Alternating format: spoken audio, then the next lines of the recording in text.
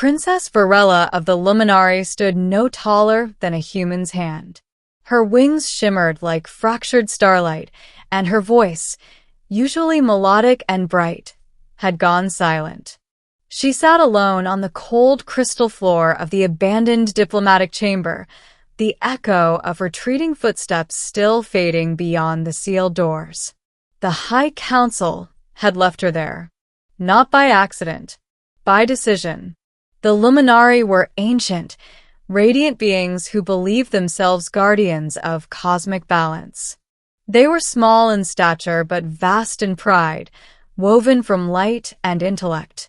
They had summoned the newly discovered species called humans to negotiate an alliance.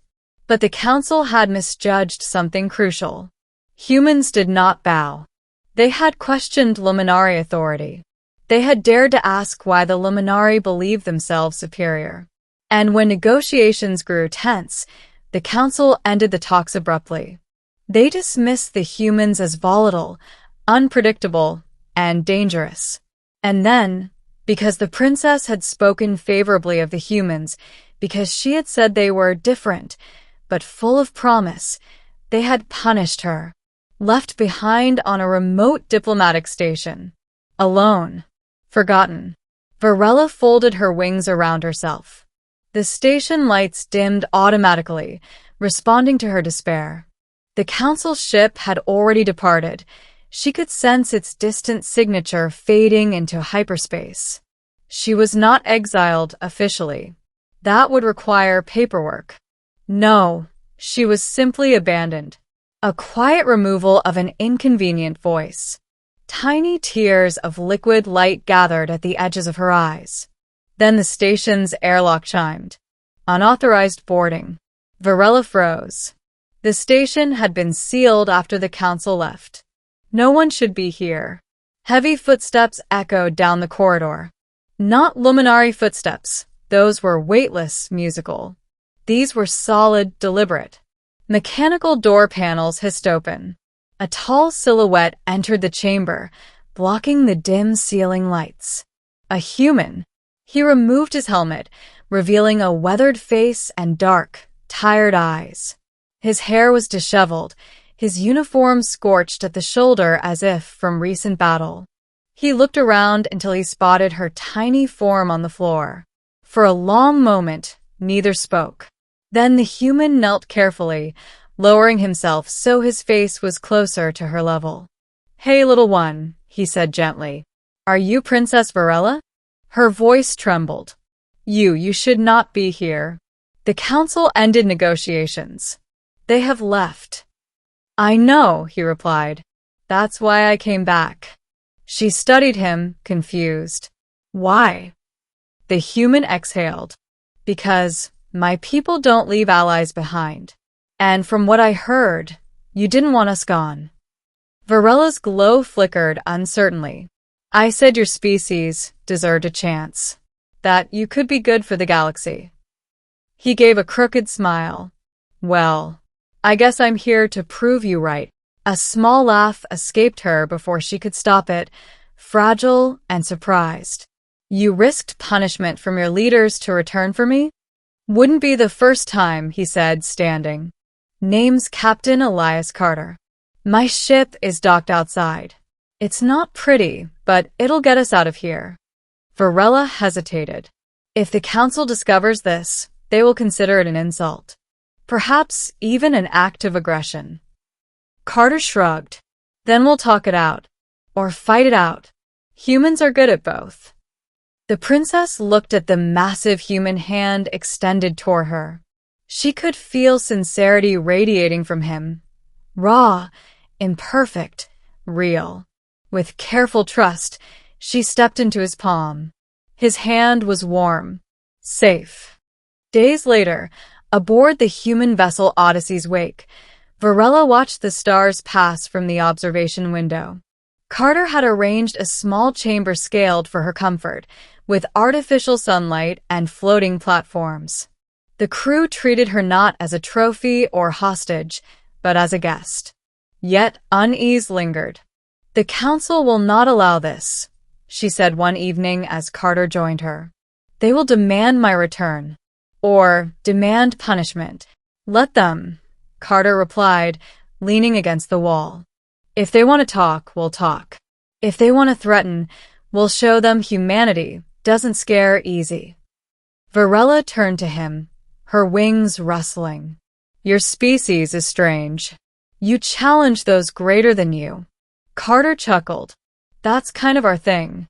We were never the biggest, strongest, or smartest in the room. So we learned to stand our ground anyway. Before Varela could reply, alarms blared. Incoming warp signatures. Luminary vessels. The council had come. The void outside shimmered as 3 radiant luminary warcraft unfolded from hyperspace, brilliant and elegant like flying stars. Their message came instantly. Human vessel. You possess royal luminary property. Return Princess Varela immediately. This is not a request. Carter rolled his shoulders. Property, huh? He muttered into the calm negative.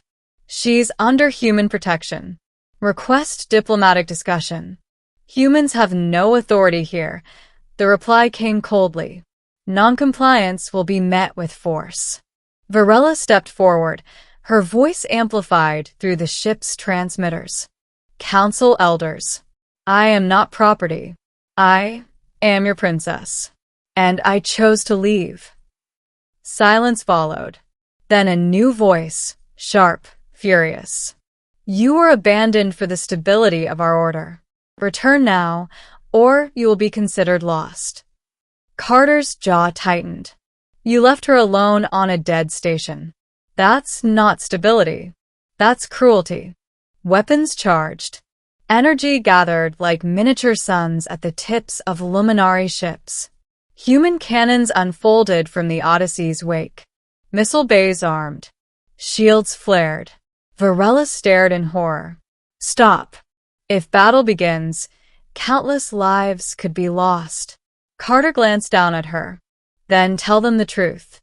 She lifted her tiny arms and let her inner light blaze, radiant and pure. I was abandoned for speaking kindness. I will not return to silence. If humanity chooses to stand beside me, then I stand beside humanity. The declaration rippled through the void. Luminary ships flickered uncertainly. The council had not expected defiance. Not from her. Not with humans at her side. After a long, breathless moment, the lead luminary vessel powered down its weapons. Princess, you shame us, came the elder's voice. We will withdraw.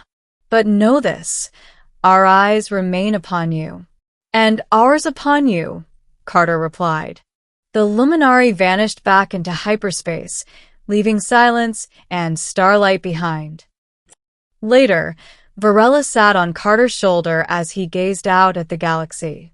I am no longer welcome among my people, she said quietly. Carter glanced at her. Then welcome to ours. She blinked, glow brightening softly.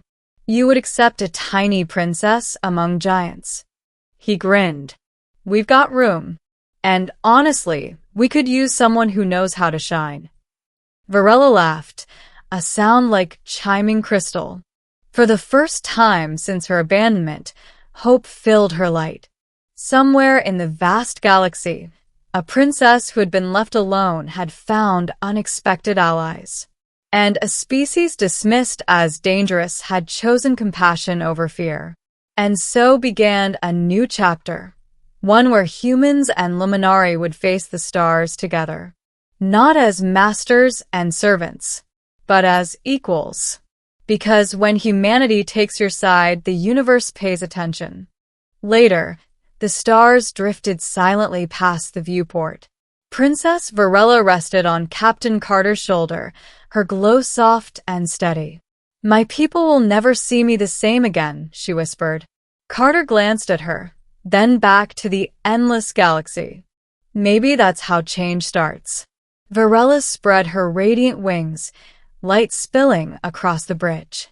Then let them watch. I am not alone anymore. The human ship turned toward open space, engines igniting.